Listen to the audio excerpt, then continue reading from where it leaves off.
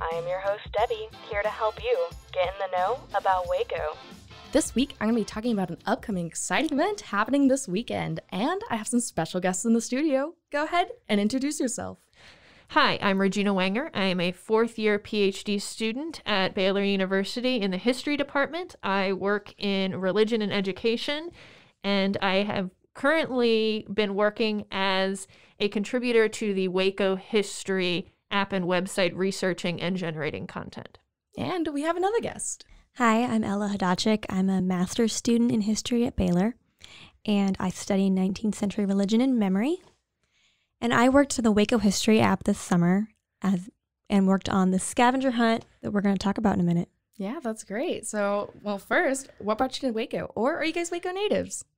I came here for school for the PhD program in the fall of 2018 and have been there since. So I guess I'm starting my third year as a Wacoan. Wow, that's great. And then I moved here in 2020 to go to Baylor for grad school. Oh, wow. So you're a fresh Wacoan. I am, and I was here during all the COVID restrictions, so I've not seen as much of Waco as I would have liked, but this summer I've seen a lot more. Do you guys claim yourselves as Wacoans now or not yet? I'm not sure how long you have to be here to consider yourself a Wacoan. You got to claim it. It's like a title. You have to accept it yourself. I guess I did just call myself a Wacoan in my introduction, so I will say yes, okay. I am a Wacoan. I'm not quite there yet. I think it takes me like 5 years to claim a new location. Yeah. Do you guys plan to stay here in Waco, or are you guys just here for school? What are you thinking? So I'm here for school and then hopefully the PhD program after, so at least another 6 years. That's great. So yes, you're going to be a Wacoan by the end of this. Probably. Well, I'm so glad you guys are here. You guys are here to talk about the scavenger hunt. Do you want to tell me a little bit about that? Sure. The Waco History Scavenger Hunt is an outgrowth of the Waco History website and app, which is a joint venture between the Baylor Institute for Oral History and Baylor's Texas Collection. And it is all about finding and locating historical sites in Waco and McLennan County and encouraging folks to learn more about local history. And so the scavenger hunt is a way of getting the community involved in the work that we do on the website and doing some education in the process. Yeah, that's great. And I saw that Waco is 165. Am I right? Yep. That's crazy. So I'm sure there are amazing landmarks and other things that you guys are going to feature. Are you guys allowed to tell me some of the stops or anything, or is that secret? It is top secret. Perfect. That's great. People will have to find out by going through our clues. Oh, yeah. And I heard you guys are going to, so you download the app and there's like a QR system. Do you want to explain that a little bit? Yeah, so we have QR code forms, and at each location there'll be a QR code to look at the Waco History app entry, and then a second QR code to pull up the form. And you submit their answers in there. And then once you've submitted your answers and pushed next, you see your clue. And then you're able to go to the next location. Wow, that's great. And I heard you guys are also doing a little social media campaign. So using the hashtag Waco History Hunt, is that right? That is correct, yeah. Particularly on Instagram and Twitter. That's really great. Do you guys want to tell me about some more information about the event? So Ella alluded to this a little bit already. But we have several locations around downtown. That's about all I will tell you. Great. That participants will receive clues. We're starting from the Waco Farmers Market, so that's where you come and register and pick up things, and you will get your first clue. You have to decipher that clue to figure out where to go next. And once you get to wherever that site is, we have a little mission for you do. So sometimes it's questions to answer. Sometimes it might be doing something a little goofy. It also means posting on social media. So this is also a big component, is increasing people's engagement with us on social media and with the app. And so we're excited to have folks do that. Yeah, so if you post on your Instagram story on a public account and you tag us during the event, you're going to get entered for door prizes. Yeah, I heard that there are like 3 categories. So there's historical insight, there's most creative, and then I believe there was one other one. The grand prize. Oh, the grand prize, of course. Yes, the most points. The most points, the fastest, right? So no, the scavenger hunt this one is not about speed. Oh, okay. It's about taking your time and being creative and having good historical insight. Mm-hmm. So people can start anytime between 8:30 and 10. So we're letting you just take your time. It's probably going to take about an hour and a half to 2 hours, but you just have time to explore and learn more about Waco and really put a lot of effort in and have fun versus trying to speed through everything. Yeah, and I heard your stars are starting out at the farmer's market. Is that correct? Yes. We'll have a booth there with the community booth. Oh, that's so exciting. So people can start at the farmer's market on Saturday morning, come and see you guys and talk to you guys. Are you guys going to be giving some insight or anything special at the farmer's market? So we're doing day of sign up there, and then come in, there'll be more instructions there to make sure people know what they're doing. We're going to have a tip sheet that we'll hand out to everyone when they register or come and check in. Mm-hmm. We will also, I believe, have bookmarks available for cute. folks who aren't participating. That will have a little bit about Waco history, because we'll get a lot of foot traffic at the farmers market, and we want to be Definitely. able to provide folks who aren't able to participate that day a little bit of information that they can hold on to about the Waco history app and where they can find us. Yeah. We're also going to have free Waco history stickers. Oh my gosh, that's so great. So tell me a little bit more about Waco history and the organization. So Waco history, it started about 6 years ago, and Dr. Stephen Sloan, who does the Waco History podcast Right here from this studio. He is a professor and the director of Baylor's Institute for Oral History. And I believe this was his brainchild. And it's all about identifying sites in the area that have historical significance. Some of them still exist. The Alico building is an excellent example. Is that a hint? It is not a They hint. said no. I knew what I was doing. Oh, okay, Yeah. I see. The Alico is chronologically out of the range. We're doing Oh, we're doing okay. 19th century since it's about Waco's founding. Interesting. That's really cool.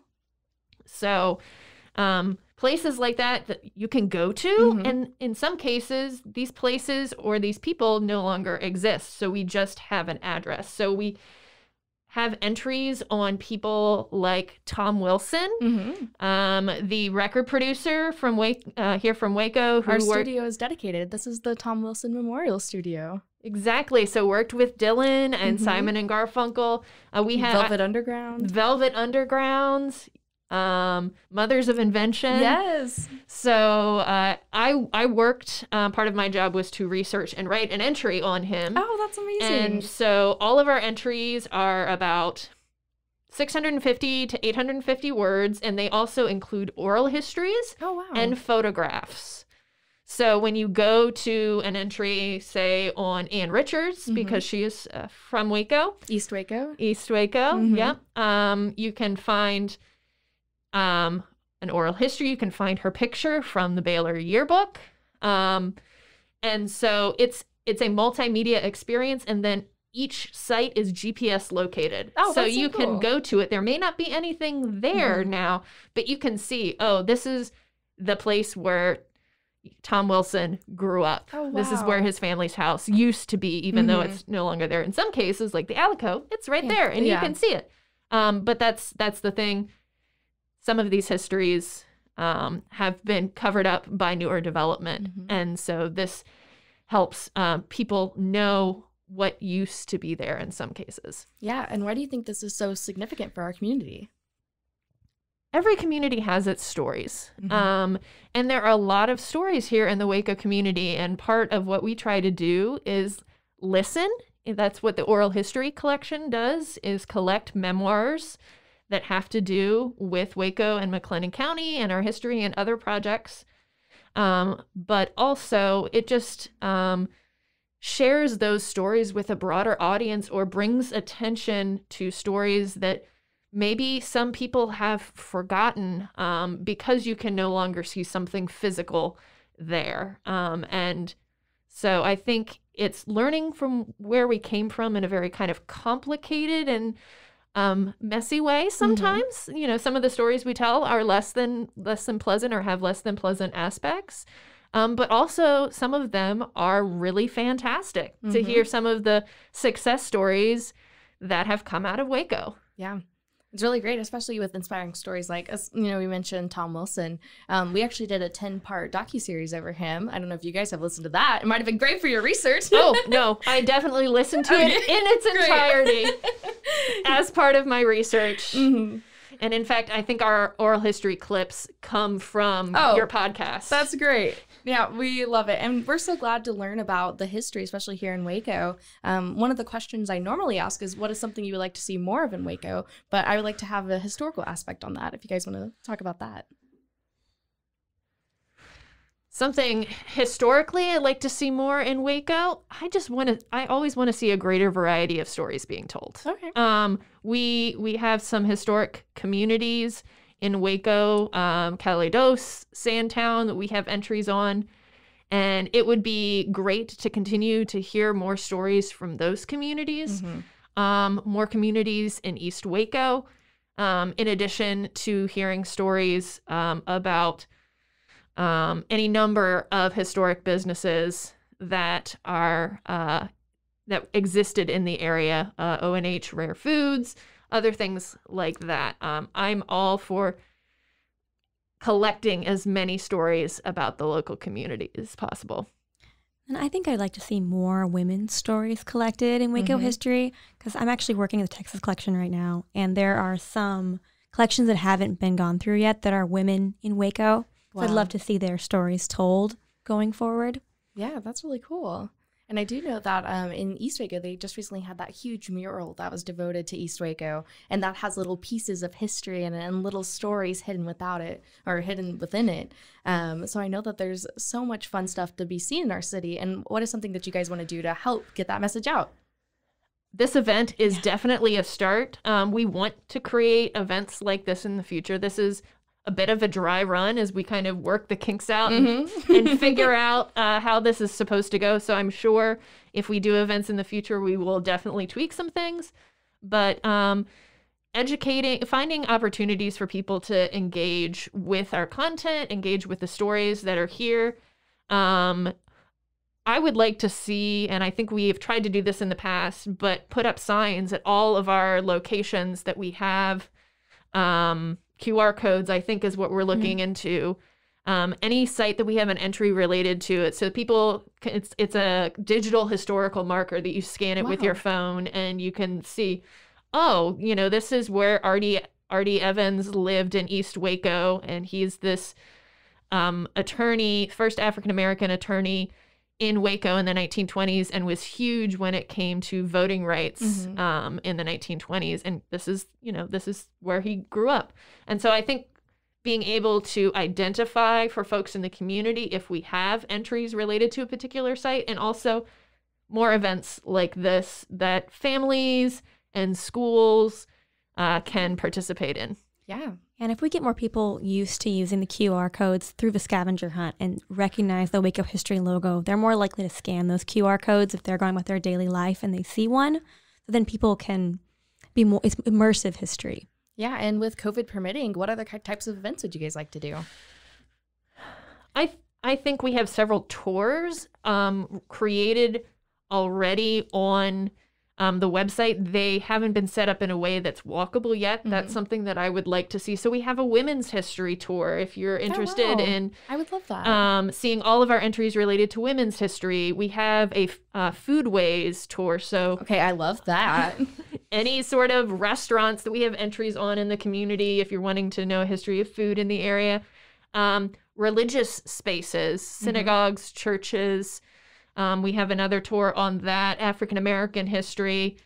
So those are just a sample of those tours. So I'd really like us to develop them in such a way that people could use them on the go. They're there, but they haven't been organized in a way that's super helpful for people to be able to pick up and just go those sites in a relatively logical order. And I think we'll also probably do another scavenger hunt. Whoop, whoop. Yeah. I would like to do another scavenger hunt. Yeah, I think maybe we can include more 20th century locations in the next scavenger hunt. That'd be interesting. That'd be really cool. But yeah, I know that you guys have a lot going on. Do you want to give me all of your socials, your website, where you can find out more information about events you may be having or finding out more about what you guys are doing currently? Yeah, so we have active social medias on Facebook, Twitter, and Instagram. On Facebook, we're at Waco History, and Twitter, we're at Waco History. And then on Instagram, it's at Waco History app. And then on there, you can go. We post every day pictures or stories about Waco history so people can get involved and more immersed in Waco history. And our app is free to download from whichever app store that you use. And our website is wacohistory.org. And it's the same content that is on the app, but in a format that fits your browser versus your phone. Yeah, that's great. And I know we talked a lot about things to do in Waco and, people from Waco. I do normally have a shout out section. Is there anybody you want to shout out that's in their involvement with your organization? So big shout out to Baylor Libraries, both the Texas Collection and the Institute for Oral History that helped with marketing. Our very own history department, Dr. Julie DeGraffenried, our undergrad program director, who has done a lot of work to promote this. Dr. Bob Elder donated a signed copy of his book on Calhoun for one of our prize baskets. And Emily Levitt, our administrative assistant, helped us with a lot of little details.